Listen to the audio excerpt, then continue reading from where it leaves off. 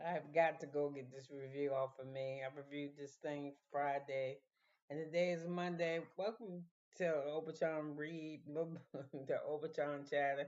I'm here to do the recap for Southern Charm, Season 10. I'm sorry, Episode 9, Birds and the Bees. I'm yawning because this one was boring, and I got to do the Real Housewives of Salt Lake City Reunion 3. That was boring as hell, too. So, anyway, we start this episode off with Austin and Madison. Look like they're getting day drunk. Why would you order a drink with a raw ass oyster in and think you could swallow it? So, anyway, that's some shit they're doing. I got Austin and Madison, they're getting day drunk and they want to talk about the relationship between Craig and Austin. He said his feelings was hurt because he thought Craig and him was going to talk about some other shit, but Craig offered him 30,000 to get out of the podcast and shit. Matt said that ain't enough money, so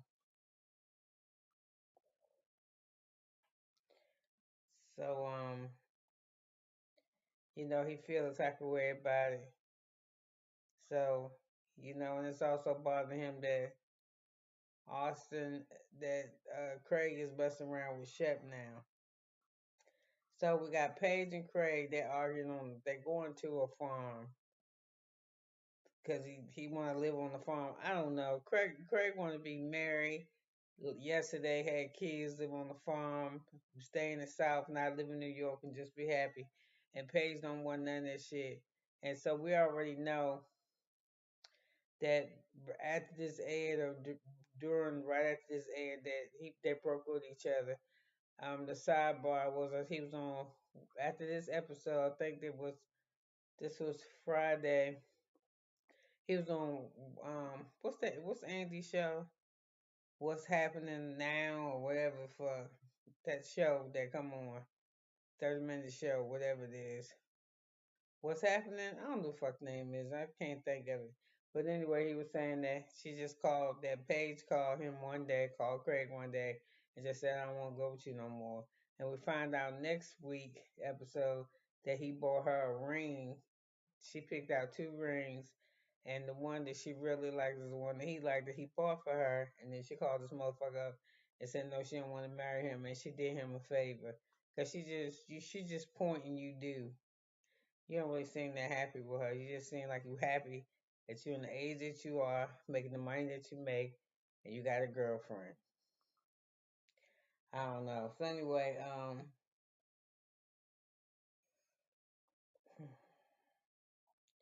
they're arguing back and forth, and he was like, don't get mad at me.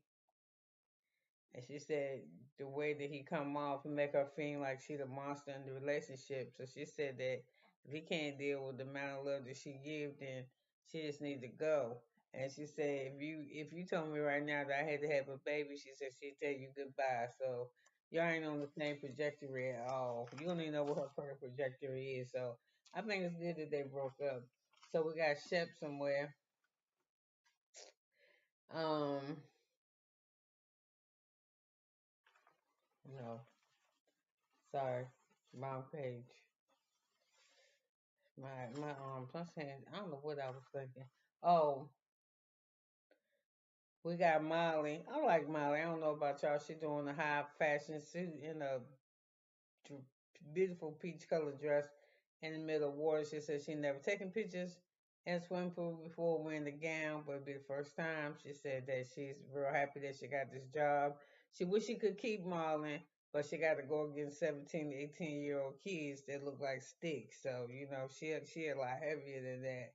So we got Chef at home, and I don't know why the fuck we watching him make a taco salad or whatever. So boring. So after he finished fucking around acting like Chef D, he called his girlfriend Sienna.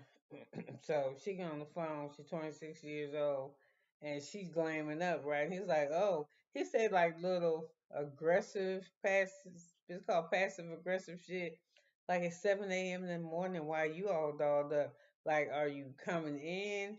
And where the fuck is you going at if you ain't coming in? He said, you the only 26-year-old I know that saves the world and go to fashion modeling. And she's like, uh-huh. And he was like, "Oh, you so busy?" And she said, "Yeah, I'll be all right." So no conversation. So we see him in this confessional. He like, he wanted to find somebody that was on the same bar as him.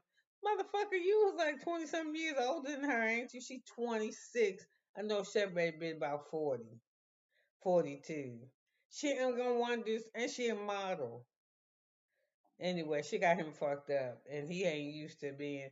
He used to the one having the upper hand in the relationship, and in this one he don't have it. And I good. You get a taste of your own medicine and see what that shit feel like, and it don't feel good. Or did you know how it felt, but you had forgotten because it's been such a long time since you shitted on somebody, but you getting it back. So he keep talking to her like, I know you're busy. I don't want to put pressure on you. She's like, mm-hmm. And I ain't that busy. She just want to fuck with you. So he said, you sponsoring the thanks for sponsoring us when we come there, but she's not really sponsoring you. You paying for all that shit, and you getting it, and you paying for everybody to get down there. But here go the sad part: when you arrive in Barbados, wherever the fuck you going next week, you gotta call her two, three times. She only answered the phone. And then when you on the phone talking to her, she was like, "So when y'all coming? You got people coming from states to Barbados, bitch. How come you don't know the date?"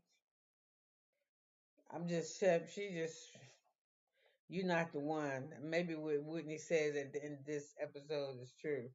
So anyway, she said, I got he's saying, "Oh, I know you're busy and you trying to save the world." She said, "No, I got a lot of free time." And he's like, "What the fuck? Well, call me when you ain't busy." Okay, bye. So I put around here, Shep's getting fucked, and that's what he get. I said she older, no conversation. I said he used to women kissing his ass, and she ain't about to. Sienna is not about to do that, and I can see why. To me, she ain't that pretty. She got a more of a. The men like Shep be more interested in the exotic look. Knows when he look, your freckled lips, your cute freckled lips, how beautiful she is. And he want to have babies with her. He caught up on that fucking swirl shit. So anyway,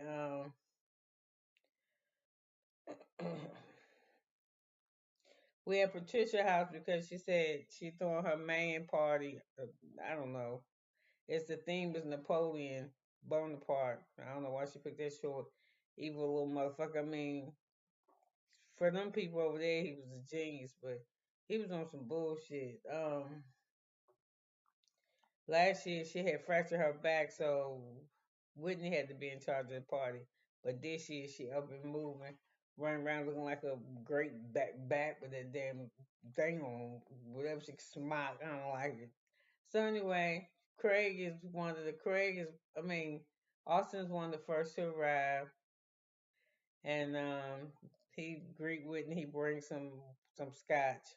That must be really important because whatever the name of the scotch was, I meant to look that up. Whatever the name of the scotch was, Whitney announced it to the butler like he needed to know what it is. So I'm gonna look that shit up in a minute. So anyway,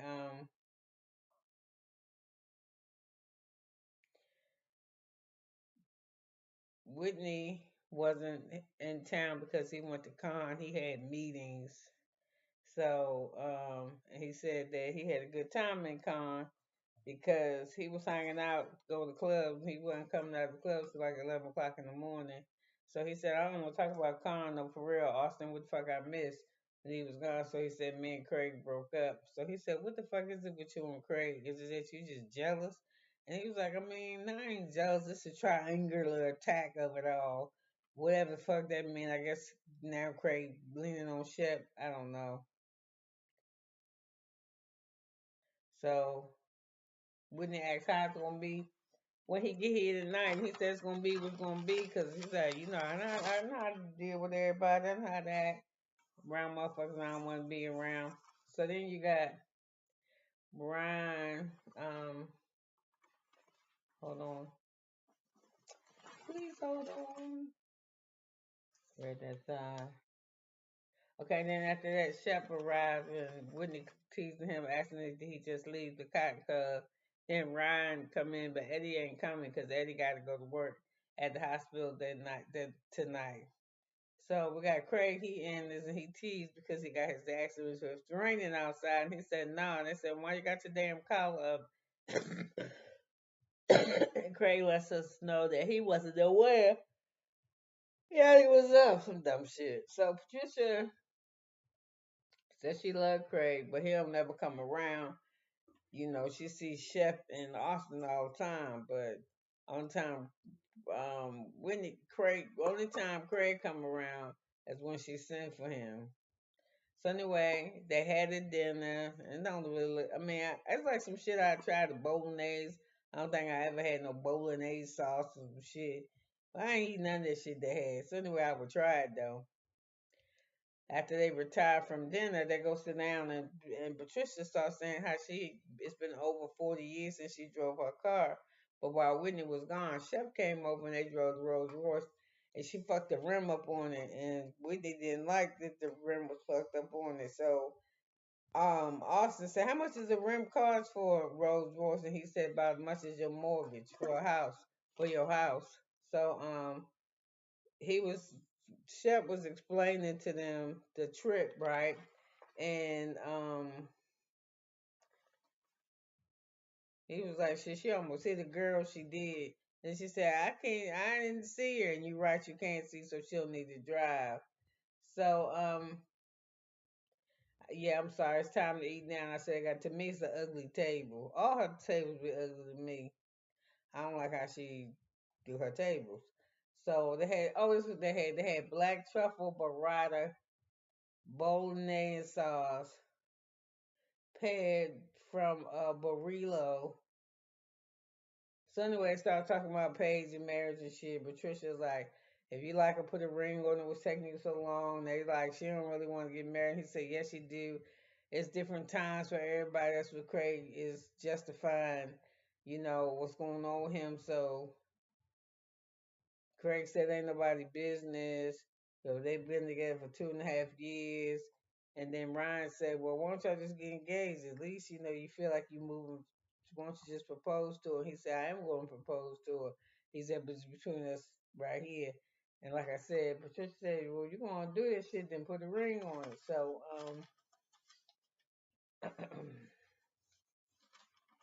what else? Miss Pat said, y'all just need to set a date and stick to it. She said the group of men that she fuck with is murky, it's no end, into their autonomy of the shit that they do. So Craig's job going to propose her by the end of the year. He said, but keep that between us though. So everybody's just looking crazy. So Alistair asked, where you going to move? Where you going to live? And Craig is talking shit. I move where we supposed to move, blah, blah, blah. So Whitney was talking too. He finally filed his shit. Um, he said it's always something with you with her. It elevates every time it's something different. So he filed a chair because she reinforced the chair's legs but not the back of it. And every time you come to her house, motherfuckers is falling out of it. That's why I said that antique shit be some bullshit to me. Not unless you looking at it, but you set something on it or sit on it, you're gonna bust your ass.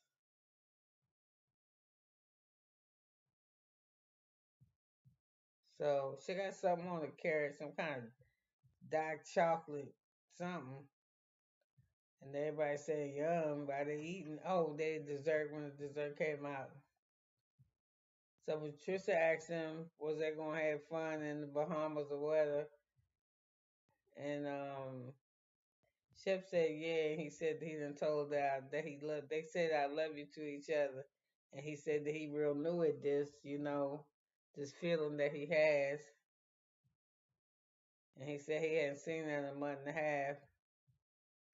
So Austin says she's just trying to keep him on the hook, but she feel like if she ghosts him. So they said they're going to the Bahamas to officially find Sierra Shep's girlfriend. And she said, so but she said, and then when you find her, what the fuck you gonna do? I think Shep would have had baby to marry her. So she says, so Whitney said, because Whitney drunk, he was like, hey, Ain't nothing gonna happen because you ain't rich enough, you ain't famous enough, you ain't bored, and you boring. And he said, I mean, don't get mad, but I'm telling you, she ain't gonna fuck with you. So Shep said Whitney is a fucking asshole, but Whitney's drunk. So she's trying to get him to go to bed, his mother. And they teasing him saying, your mother trying to get you to go to bed, Whitney. So they all decide that they're gonna smoke cigars instead of Whitney going to bed.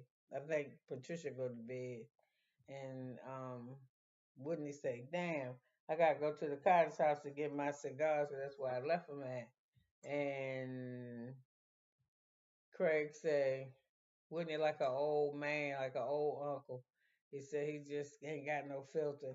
And I think that often Craig like him when you say that about Shep, because you know they always had that thing. I think I think Austin always been a little jealous of Craig, just a little bit. So I think when he said that, when Whitney said that shit about Shep girlfriend reaching out to him first, and that he ain't answer, he left on red only, and that Shep ain't hot shit like he think he is. I think Craig like he in that. So anyway, you could have been anyway, but you was here with me.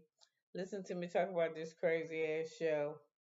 So like I said, we know Paige and Austin. I don't know what the fuck Craig gonna do without Paige, cause he been rocking with her for 2.5 years, and that's all you hear ever talked about outside that and them damn pillars.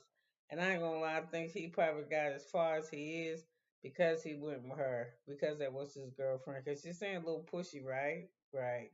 So listen, let me get up out of here so I can come back and give you the boring ass Real Housewives of Salt Lake City. I don't know why they had three-part reunion, and they just ate Brittany a new asshole. I don't even know why she came. So listen, I'll be back with you in a little bit. Bye now.